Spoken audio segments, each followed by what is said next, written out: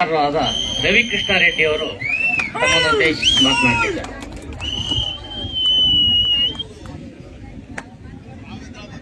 ಇಲ್ಲಿರುವಂತ ಎಲ್ಲ ರೈತ ಬಂಧುಗಳಿಗೆ ನಮಸ್ಕಾರ. ಅನ್ನದಾತ ರೈತರಿಗೆ ಬಂಧುಗಳೇ, ಲಕ್ಷ್ಮಣ್ ಹೂಗಾರ್ ಅವರು ಮಾತಾಡ್ತಾ ನಾವು ನಡು ರಸ್ತೆಯಲ್ಲಿ ಇದ್ದೀವಿ ಅಂದ್ರು. ನನಗೇನೋ ಅದು ಸ್ವಲ್ಪ ಸೌಮ್ಯವಾದ ಮಾತು ಅನ್ಸುತ್ತೆ. ನಾವು ರಸ್ತೆಯಲ್ಲಿ ಬಿದ್ದಿದ್ದೀವಿ. ಇವತ್ತು ಎಲ್ಲೆಲ್ಲಿ ಭೂಮಿ ಕಾಣಿಸುತ್ತೋ, ರೈತರ ಭೂಮಿ, ಫಲವತ್ತಾದ ಭೂಮಿ ಕಾಣಿಸುತ್ತೋ, ಅಲ್ಲೆಲ್ಲ ಸರ್ಕಾರ ಕಾನೂನಿನ ಒಂದು ಸುಳ್ಳು ಕಾನೂನುಗಳ ಮೂಲಕ ಇವತ್ತು ಒತ್ತುವರಿ ಮಾಡ್ತಾ ಇದೆ, ರೈತರನ್ನ ಒಕ್ಕಲೆಬ್ಬಿಸ್ತಾ ಇದೆ, ಸ್ವಾಧೀನ ಮಾಡ್ಕೊಳ್ತಾ ಇದೆ. ಇವತ್ತು ಬಹುಶಃ ನಾನು ಕರ್ನಾಟಕದಲ್ಲಿ ಎಲ್ಲೂ ಕೇಳಿರ್ಲಿಲ್ಲ, ಒಂದು ಕೆರೆಯನ್ನೇ ಇವರು ಪೂರ್ತಿಯಾಗಿ ಮುಚ್ಚಿಕೊಂಡು ಖಾಸಗಿ ಮಾಡ್ಕೊಂಡಿದ್ದಾರೆ ಅನ್ನುವಂತ ವಿಚಾರವನ್ನ ನಾನೆಲ್ಲೂ ಕೇಳಿರ್ಲಿಲ್ಲ. ಇವತ್ತು ಅಂತ ಒಂದು ಕೆರೆ ಮುಂದೆ ನಾವು ಇಲ್ಲಿ ಕುಳಿತುಕೊಂಡು ರಸ್ತೆಯಲ್ಲಿ, ನಡು ರಸ್ತೆಯಲ್ಲಿ ಬಿದ್ದು ಇವತ್ತು ನಾವು ಈ ಹೋರಾಟದಲ್ಲಿ ಭಾಗವಹಿಸ್ತಾ ಇದ್ದೀವಿ. ಕರ್ನಾಟಕ ರಾಷ್ಟ್ರ ಸಮಿತಿ ಪಕ್ಷ ಇಂತಹ ಸಾರ್ವಜನಿಕ ಸ್ವತ್ತುಗಳನ್ನ, ಊರಿನ ಕೆರೆಗಳನ್ನ ಭೂಗಳ್ಳರಿಂದ, ಇಂತಹ ಬಲ್ಡೋಟಾದಂತಹ ಭೂಗಳ್ಳರಿಂದ ವಶಪಡಿಸಿಕೊಳ್ಳೋದಿಕ್ಕೆ ಯಾವೆಲ್ಲ ಹೋರಾಟ ಮಾಡ್ತಾರೋ ಆ ಎಲ್ಲ ಹೋರಾಟದಲ್ಲಿ ಇರುತ್ತೆ ಅಂತ ಈ ಸಂದರ್ಭದಲ್ಲಿ ನಾನು ನಿಮ್ಗೆ ವಾಗ್ದಾನ ಮಾಡ್ತಾ ಇದ್ದೀನಿ. ಇಲ್ಲಷ್ಟೇ ಅಲ್ಲ, ನೂರ್ ಶ್ರೀಧರ್ ಅವರು, ಬಡಗಲಪುರ ನಾಗೇಂದ್ರ ಅವರು ಬಹಳ ದೊಡ್ಡ ಮಟ್ಟದಲ್ಲಿ ಕೆಲಸ ಮಾಡಿದ್ರು ಒಂದು ಸಂದರ್ಭದಲ್ಲಿ, ಚನ್ನರಾಯಪಟ್ಟಣ ಅಂತ ದೇವನಹಳ್ಳಿಯಲ್ಲಿ. ಆ ಹೋರಾಟದಲ್ಲೂ ಸಹ ನಾವು ಆರಂಭದಿಂದ ಜೊತೆಗಿದ್ವಿ. ಇವತ್ತು ಬಿಡದಿಯಲ್ಲಿ 7,500 ಎಕರೆ ಪ್ರದೇಶದಲ್ಲಿ ರೈತರ ಫಲವತ್ತಾದ ಭೂಮಿಯನ್ನ, ಬೆಂಗಳೂರಿನ ಮಲೆನಾಡನ್ನ ವಶಪಡಿಸಿಕೊಳ್ಳೋದಿಕ್ಕೆ ಈ ಭ್ರಷ್ಟ ಸರ್ಕಾರ ಹೊರಟಿದೆ. ಇವತ್ತು ಆ ಹೋರಾಟದಲ್ಲಿ ನಾವು ರೈತರ ಜೊತೆಗೆ ನಿಂತಿದ್ದೀವಿ. ಅದೇ ತರೀಕೆ 2 ವರ್ಷ 3 ತಿಂಗಳಿನಿಂದ ಆನೇಕಲ್ ತಾಲೂಕಿನಲ್ಲಿ ಸುಮಾರು 2,500 ಎಕರೆಯಷ್ಟು ರೈತರ ಭೂಮಿಯನ್ನ ಸರ್ಕಾರ ಕೆಡಿಬಿ ಮೂಲಕ ಕದಿಯೋದಿಕ್ಕೆ ಹೊರಟಿದೆ. ಅದರ ಪರವಾಗಿ ನಾವು ಅದರ ವಿರುದ್ಧವಾಗಿ ರೈತರ ಪರವಾಗಿ ಹೋರಾಟ ಮಾಡ್ತಾ ಇದೀವಿ. ಬೆಂಗಳೂರಿನ ಸುತ್ತಮುತ್ತ ಜಂಗಮಕೋಟೆಯಲ್ಲಿ, ದೊಡ್ಡ ಬೆಳವಂಗಲದಲ್ಲಿ ಇವತ್ತು ಹೋರಾಟ ನಡೀತಾ ಇದೆ. ಅಲ್ಲೂ ಸಹ ನಾವು ರೈತರ ಪರವಾಗಿ ಹೋರಾಟ ಮಾಡ್ತಾ ಇದ್ದೀವಿ.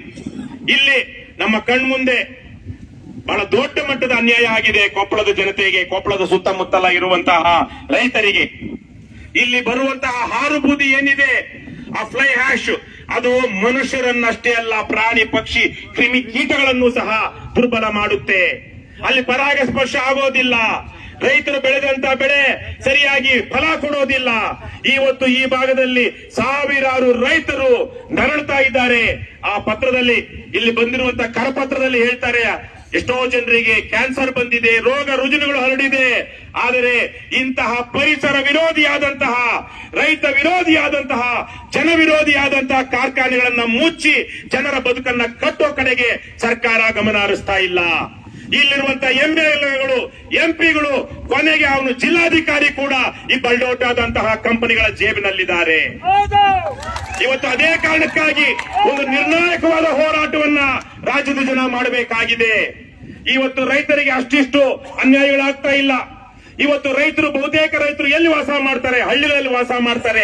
ಹಳ್ಳಿಗಳ ಕೆರೆಗಳ ನೀರು ಶುದ್ಧ ಇಲ್ಲ, ಕೆರೆಗಳಿಗೆ ನೀರು ಬರ್ತಾ ಇಲ್ಲ. ಅಂತರ್ಜಲ ಏರಿಕೆ ಮಾಡೋದಿಕ್ಕೆ ಕೆರೆಗಳಿಗೆ ನೀರು ತುಂಬಿಸುವಂತಹ ಕಾರ್ಯಕ್ರಮಗಳನ್ನ ನಮ್ಮ ರಾಜ್ಯ ಸರ್ಕಾರಗಳು ಹಮ್ಮಿಕೊಳ್ತಾ ಇಲ್ಲ, ಕೆರೆಗಳ ಸಂರಕ್ಷಣೆ ಮಾಡ್ತಾ ಇಲ್ಲ. ಅದೇ ರೀತಿಯಲ್ಲಿ ರೈತ ಬೆಳೆಯೋದು ರಸ, ತಿನ್ನೋದು ಕಸ ಅನ್ನುವಂತಹ ಒಂದು ಸ್ಥಿತಿಯನ್ನ ರೈತರಿಗೆ ತಂದಿಟ್ಟಿದ್ದಾರೆ. ಇವತ್ತು ಬೀಜ ನಮ್ಮದಲ್ಲ, ಜಲ್, ಜಂಗಲ್, ಜಮೀನ್, ಖನಿಜ್, ಬೀಜ್ ಇವೆಲ್ಲ ದೇಶದ ಜನರ ಆಸ್ತಿ, ಈ ದೇಶದ ಪ್ರಜೆಗಳ ಆಸ್ತಿ. ಆದ್ರೆ ಇವತ್ತು ಬೀಜ ನಮ್ಮದಲ್ಲ, ಗೊಬ್ಬರ ನಮ್ಮದಲ್ಲ, ಉಳುಮೆ ನಮ್ಮದಲ್ಲ, ಮಾರುಕಟ್ಟೆ ನಮ್ಮದಲ್ಲ. ಇವತ್ತು ನಿಮಗೆ ಗೊತ್ತಿರಬಹುದು, ಕರ್ನಾಟಕ ರಾಷ್ಟ್ರ ಸಮಿತಿ ಪಕ್ಷ ಒಂದು ಹೋರಾಟವನ್ನ ಮಾಡ್ತಾ ಇದೆ.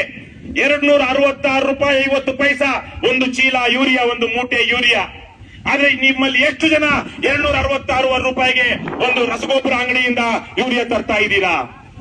1,500 ರೂಪಾಯಿಗೆ ಒಂದು ಚೀಲ ಡಿಎಪಿ, 2,050 ರೂಪಾಯಿಗೆ 17 ಕಾಂಪ್ಲೆಕ್ಸ್, 2,100 ರೂಪಾಯಿಗೆ 20 ಕಾಂಪ್ಲೆಕ್ಸ್. ಆದರೆ ರಸಗೊಬ್ಬರ ವ್ಯಾಪಾರಿಗಳು 266 ರೂಪಾಯಿ ಕೊಡಬೇಕಾಗಿರೋದನ್ನ 300-400 ರೂಪಾಯಿಗೆ ಮಾರ್ತಾ ಇದ್ದಾರೆ. ಇದು ಅಕ್ರಮ, ಇದು ಮೋಸ, ಇದು ಕಾನೂನು ಬಾಹಿರ. ಆದರೆ ನಮ್ಮ ಜಿಲ್ಲಾ ಅಧಿಕಾರಿಗಳು, ಕೃಷಿ ಅಧಿಕಾರಿಗಳು ಈ ಕಳ್ಳ ರಸಗೊಬ್ಬರ ವ್ಯಾಪಾರಿಗಳಿಂದ ಕಮಿಷನ್ ತಗೊಂಡು, ಲಂಚ ತಗೊಂಡು ಇವತ್ತು ರೈತರನ್ನ ವಂಚಿಸ್ತಾ ಇದ್ದಾರೆ. ಈ ನಿಟ್ಟಿನಲ್ಲಿ ನಾವು ಹೋರಾಟ ಮಾಡ್ತಾ ಇದ್ದೀವಿ. ದಯವಿಟ್ಟು ನೀವು ಸಹ ರೈತ ಸಂಘದವರು ಅದನ್ನ ಬೆಂಬಲಿಸಬೇಕು. ನೀವು ಸೇರಿ ರೈತರಿಗೆ ಆಗ್ತಾ ಇರುವಂತ ಅನ್ಯಾಯವನ್ನು ನಿಲ್ಲಿಸಬೇಕು ಅಂತ ಈ ಸಂದರ್ಭದಲ್ಲಿ ನಾನು ರೈತ ಸಂಘದ ಎಲ್ಲ ಮುಖಂಡರಲ್ಲೂ ಕೇಳ್ಕೊಳ್ತೀನಿ. ಬಹಳ ಮುಖ್ಯವಾಗಿ ಇವತ್ತು ನಾವು ಇಲ್ಲಿ ಸೇರಿರುವಂತಹದ್ದು, ಹಿಂದೆ ನಾನು ಆಗಲೇ ಹೇಳಿದೆ, ಇತ್ತೀಚೆಗೆ ತಾನೇ KT ಶಿವಪ್ರಸಾದ್ ಅವರು ತೀರ್ಕೊಂಡ್ರು. ಅವರು ಬದುಕಿದ್ದಂತಹ ಕಾಲದಲ್ಲಿ ರೈತರ ಮನೆಗಳನ್ನ ಜಪ್ತು ಮಾಡ್ಕೊಳ್ಳೋದಿಕ್ಕೆ ಸಾಲ ಕೊಟ್ಟಂತಹ ಬ್ಯಾಂಕುಗಳು ಹೋದಾಗ ಇದನ್ನ ನಾವು ಮರು ಜಪ್ತು ಮಾಡಬೇಕು, ಅಂದ್ರೆ ನಮ್ಮ ಮನೆಗಳಲ್ಲಿ ಏನು ತಗೊಂಡು ಹೋಗಿದ್ರು ಎಲ್ಲಿ ಇಟ್ಟಿದ್ದಾರೋ ಗೋದಾಮುಗಳಲ್ಲಿ ಅಲ್ಲಿಗೆ ಹೋಗಿ ನಾವು ಮರು ಜಪ್ತು ಮಾಡಿ ರೈತರಿಗೆ ಕೊಡಿಸಬೇಕು ಅನ್ನುವಂತಹ ಒಂದು ದೊಡ್ಡ ಹೋರಾಟವನ್ನ ಮಾಡಿದ್ರು. ಅವರ ಹೋರಾಟಕ್ಕೆ ನಾವು ಇವತ್ತು ಸಹ ಕೃತಜ್ಞತೆಗಳನ್ನ ಸಲ್ಲಿಸಬೇಕು. ಇವತ್ತು ಅದೇ ರೀತಿಯಲ್ಲಿ ಈ ಸರ್ಕಾರಗಳು ಹೇಗೆಲ್ಲ ಕಾನೂನು ಬಾಹಿರವಾಗಿ, ಜನ ವಿರೋಧಿಯಾಗಿ, ರೈತ ವಿರೋಧಿಯಾಗಿ ಕೆರೆಗಳನ್ನ, ಸಾರ್ವಜನಿಕ ಸ್ವತ್ತುಗಳನ್ನ, ರೈತರ ಭೂಮಿಯನ್ನ ವಶಪಡಿಸಿಕೊಳ್ತಾ ಇದ್ದಾರೋ ಅದನ್ನೆಲ್ಲ ನಾವೇನ್ ಮಾಡಬೇಕು? ಮರು ಜಪ್ತು ಮಾಡಬೇಕು. 1 ಲಕ್ಷಕ್ಕಿಂತ ಸುಮಾರು 1.5 ಲಕ್ಷ ಎಕರೆಯಷ್ಟು ಸರ್ಕಾರ ಅಷ್ಟು ಎಕರೆಗಳಷ್ಟು ಜಮೀನನ್ನ KIADB ಇಂದ ಒಂದು ಲ್ಯಾಂಡ್ ಬ್ಯಾಂಕ್ ಅಂತ ಇಟ್ಕೊಂಡಿದೆ. ಇವತ್ತು ಅದೆಲ್ಲ ಬಂಜರು ಭೂಮಿ. ಇವತ್ತು ಆ ರೈತರು ಬೆಳೀತಿದ್ದಂತಹ ಭೂಮಿ ಎಲ್ಲ ಇವತ್ತು ಬಂಜರು ಭೂಮಿ, ಬೀಳು ಭೂಮಿ. ಇವತ್ತು ಅಂತಹ ಲ್ಯಾಂಡ್ ಬ್ಯಾಂಕ್ ಅಂತ ಇಟ್ಕೊಂಡಿರುವಂತಹ ಸರ್ಕಾರ ಏನು 5 ವರ್ಷದೊಳಗಡೆ ಕಾರ್ಖಾನೆಗಳನ್ನ ಮಾಡಲಿಲ್ಲ ಅಂದ್ರೆ ಆ ಜಮೀನುಗಳನ್ನ ಮರಳಿ ರೈತರಿಗೆ ಮರಳಿಸಬೇಕು ಅಂತ ಕಾನೂನಿದೆ. ಅದೇ ಆಗ್ತಾ ಇದೆಯಾ? ಆಗ್ತಾ ಇಲ್ಲ. ಹಾಗಾಗಿ ಇವತ್ತು ಇದೇನು ಸರ್ಕಾರ ಊರಿನ ಕೆರೆ, ಜನರ ಕೆರೆ, ಸಾರ್ವಜನಿಕರ ಕೆರೆ, ಅದಕ್ಕೆ ಬೇಲಿ ಹಾಕೋದಿಕ್ಕೆ ಅವಕಾಶ ಮಾಡಿಕೊಟ್ಟಿದೆ. ಇಂತಹ ಸಂದರ್ಭದಲ್ಲಿ ಈ ಕೆರೆಯನ್ನ ಮರು ಜಪ್ತು ಮಾಡ್ಕೊಳ್ಳೋದಿಕ್ಕೆ ನೀವು ರೈತರು ಇಲ್ಲಿ ಬಂದಿರೋರು ಮಾಡುವ ಹೋರಾಟಕ್ಕೆ ನಾವು ಸಹ ಕರ್ನಾಟಕ ರಾಷ್ಟ್ರ ಸಮಿತಿ ಪಕ್ಷದವರು ನಿಮ್ ಜೊತೆಗಿರ್ತೀವಿ ಅಂತ ಹೇಳ್ತಾ, ಅನ್ನದಾತ ರೈತ ಬಂಧುಗಳಿಗೆ ಬಸಾಪುರ ಕೆರೆ ನಮ್ಮ ಹಕ್ಕು, ನಮ್ಮ ಹಕ್ಕು. ಈ ಬಸಾಪುರ ಕೆರೆ ನಮ್ಮದು, ನಮ್ಮದು. ಬಂಧುಗಳೇ, ನಾವೆಲ್ಲರೂ ಈ ಹೋರಾಟದಲ್ಲಿ ಶಾಂತಿಯುತವಾಗಿ ಪಾಲ್ಗೊಂಡು ಇವತ್ತೇ ಸಾಧ್ಯ ಆದ್ರೆ ಆ ಕೆರೆಯನ್ನ ನಮ್ಮ ವಶಪಡಿಸಿಕೊಳ್ಳೋಣ, ಜನರಿಗೆ ಬಿಡೋಣ ಅಂತ ಕೇಳ್ಕೊಳ್ತಾ, ಬಂಧುಗಳೇ, ಜೈ ಹಿಂದ್, ಜೈ ಕರ್ನಾಟಕ. Thank you.